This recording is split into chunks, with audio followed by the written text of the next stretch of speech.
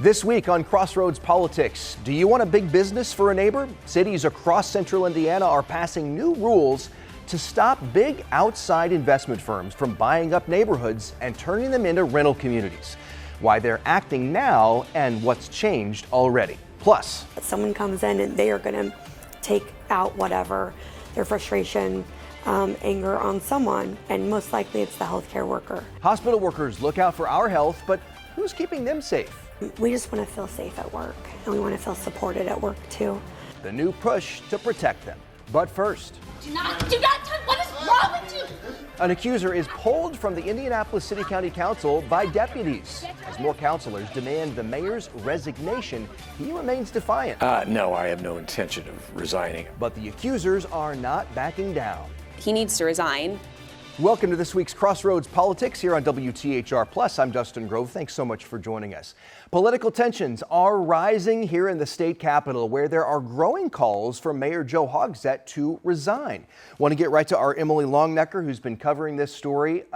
What exactly led up to this? Bring us up to speed here. Well, Dustin, the Hogsett administration has been dealing with allegations his former chief of staff and campaign manager Thomas Cook sexually harassed staff. Cook no longer works for Hogsett, but the City County Council launched an independent investigation into how Hogsett handled the situation.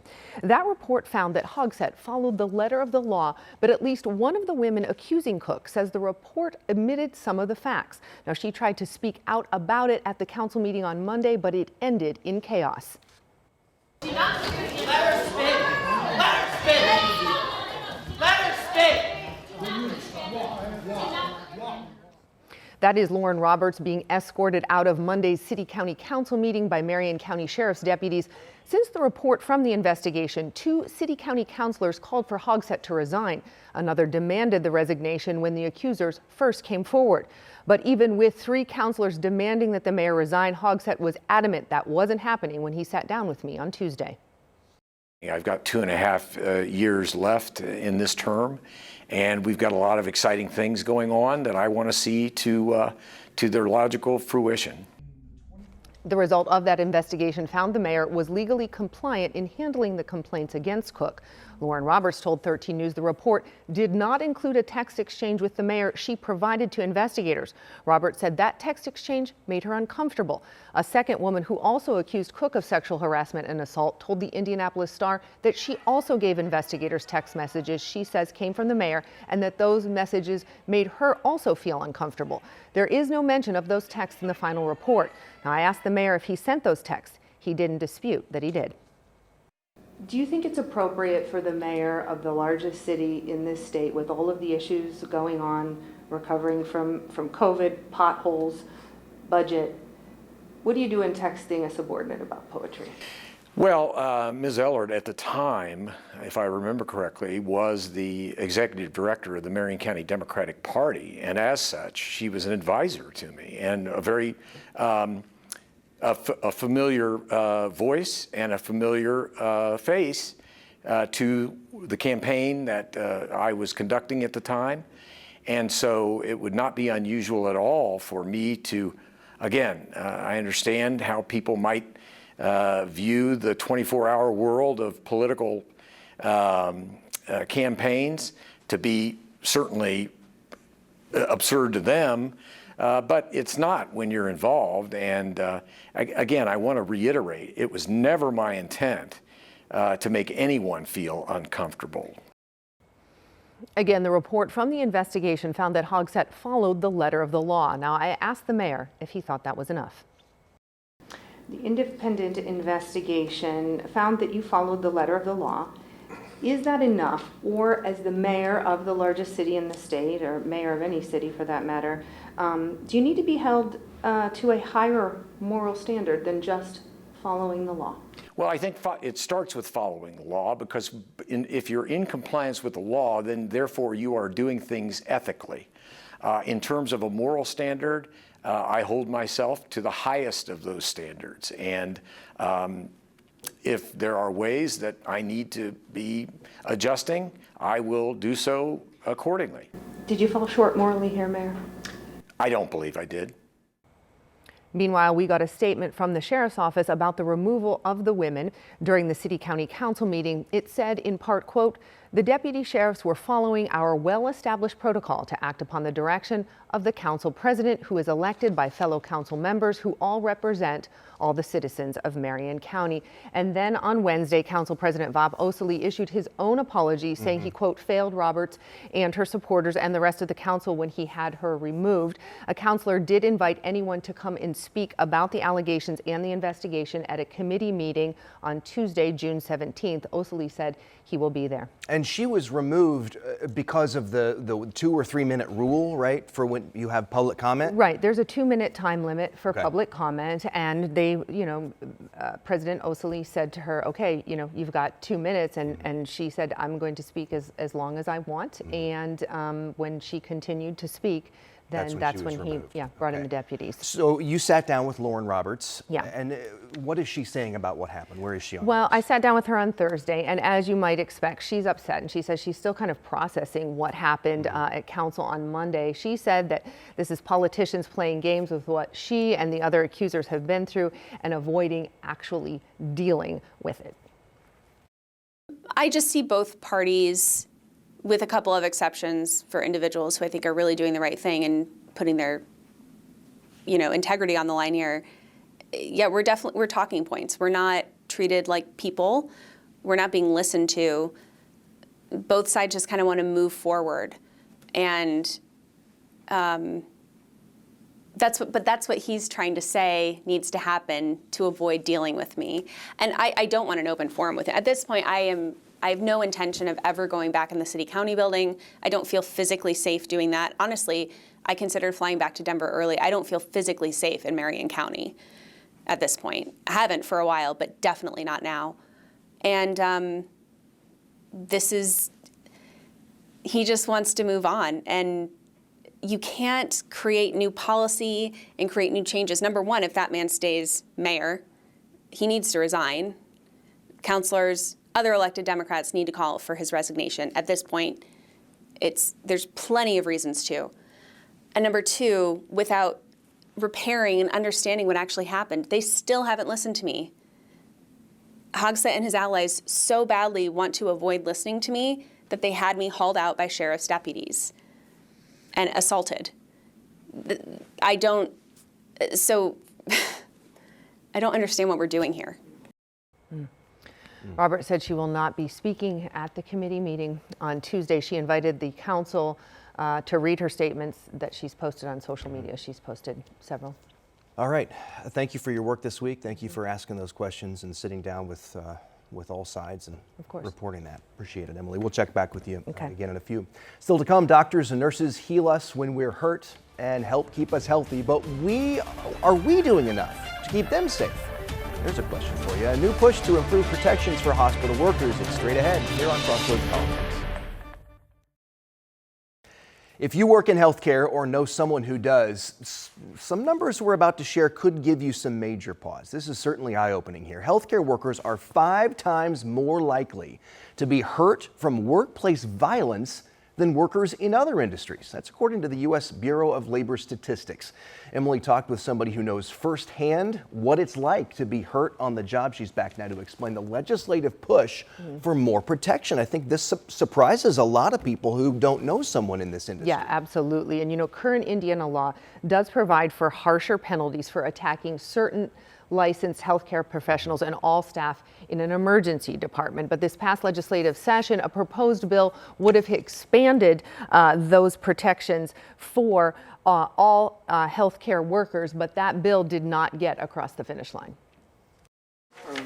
Bottom line, we just want to feel safe at work. Lauren Fotes worked in nursing for 25 years, but still thinks about one of her early days in the profession when a patient's dad attacked her. Patient's dad didn't like the news that he was getting, struck me, threw me against a brick wall.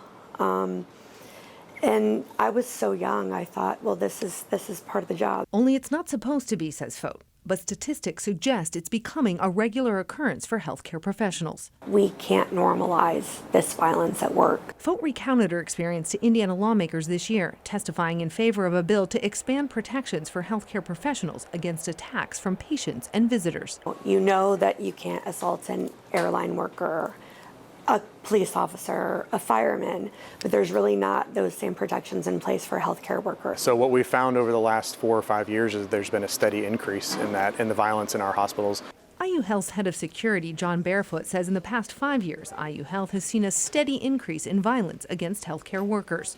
So far this year, he says IU Health has had 300 incidents at their hospitals, but says the problem is not unique to IU Health or Indiana. All of my colleagues across the country are experiencing the same things, and we're struggling to wrap our heads around why the change. IU Health has both sworn police officers and public safety officers on staff, but if they don't witness an incident themselves, Barefoot says options to act are limited. We can ask the person to leave, and then we can work with the prosecutor to file charges, but we lose that ability to remove them from the environment immediately. That's why he says the push for further legislation is important. It's not necessarily about punishing people, it's about making sure that we've got the tools that we need to do to keep our facilities safe. For Laura Fote, it's also about having laws in place that act as a deterrent. People are upset. Society is upset for a lot of different reasons, and that spillover in the hospital, it's been going on for a long time.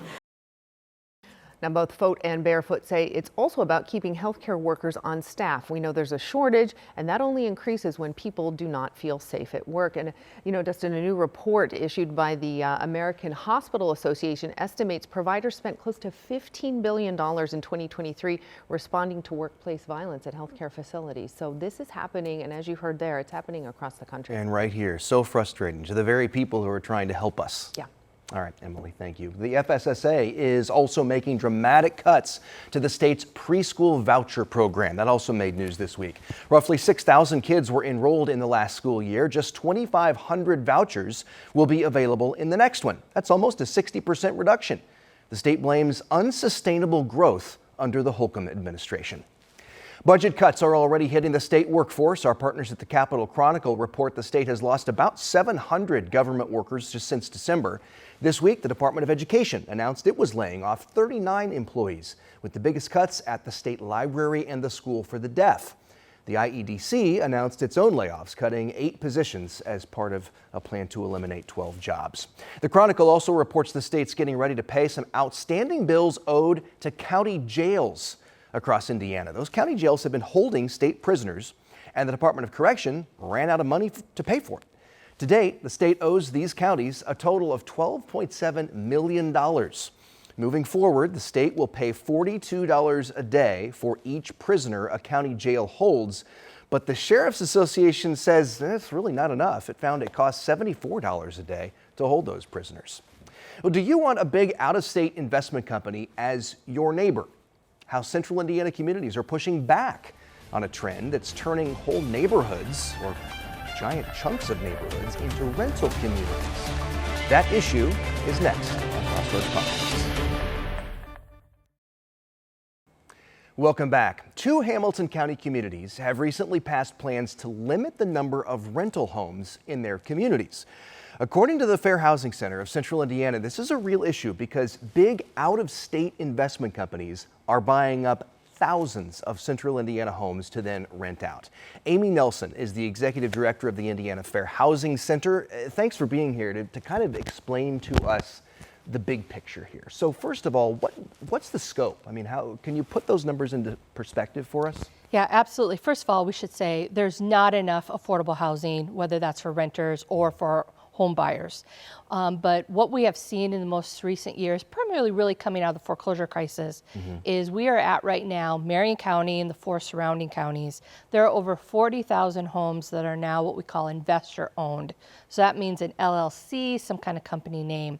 Of that, 20,000 are now owned by out-of-state investors.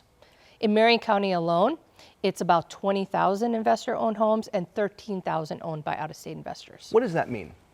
So that means this is a change because these were formerly, most of these homes were formerly owner-occupied homes that have been switched over from being home buying opportunities to now rentals, and very expensive rentals at that. We want balance in our neighborhoods. We want all kinds of housing certainly to be offered. But when the scale like tips so far one way or the other, what it means is that those individuals who are ready to become home buyers can't find the houses to do it. They end up renting a home for far a higher price than what they probably could have bought it for. And so what's been done about this? I mean, obviously we heard recently about the ordinances in these two communities in Hamilton County. Is that a step in the right direction? What is your center's position on this, these rental caps? Because they do not address, to my knowledge, out-of-state ownership. Correct. First, neither city asked our opinion when they were drafting these ordinances. What we have been doing is trying to raise awareness about this issue, because we have seen these companies coming in and not treat their tenants well, not treat these properties well, and it just ends up being a problem across a variety of different ways. What we liked about the ordinance was the number of exemptions, particularly with Fisher's ordinance, where it allowed exemptions for if you changed your job, you had health setbacks, different things like that, that you could continue to rent it out. I wish that they could have targeted more ownership to target the specific companies who are doing the abuses, not treating their tenants well, buying en masse, all cash offers, beating out home buyers. But that wasn't the route they went. They instead went a rental cap route, and we're going to have to see how that plays out. What has your organization done at the state level to try and address this? So we have, a couple years ago, we had an exhibit there on Org Day to try to raise awareness of this. We've certainly been talking to legislators. There have been some bills in recent years on this issue. None of them had advanced, gotten a hearing, or really moved anywhere. This year, though, interesting enough, when Fisher's was debating their particular ordinance, all of a sudden language to preempt cities from being able to put any type of ordinance like this in place popped up last minute at the last kind of committee hearing of the year in a bill. That was passed, that was going to be passed out, but the language then got removed. Interesting to see that, particularly at the end of session, those type of things happen. So that seems to indicate that there may be legislative interests on both sides of the picture here, and we're going to have to see how that plays out. What about the argument that, you know, if a company wants to buy, then they should be able to do that? What about that argument? I think one of the problems we have here in our community is that of these companies that have been buying in our area, we have a number of what we call mega investors, investors that own more than 1,000 single-family homes. The problem with that is 3 of the top 7 mega investors are private equity companies who don't have a great national reputation in doing well. They're about maximizing profit in as quick an amount of time. Sometimes they might not treat their tenants very well. This isn't across the board for everybody. But when repairs need to be made, that's profit loss. And they may drag their feet on making repairs. They'll jack up rents as much as they can. And very often then the renters get blamed for that when it's really an ownership issue that the tenants are getting blamed for. All right, Amy Nelson, thank you so much for joining us. We hope to see you again soon. Thank you. And that does it for this week's episode of Crossroads Politics here on WTHR+. For all of us here at 13 News, I'm Dustin Grove. Thanks so much for watching. We hope to see you next time.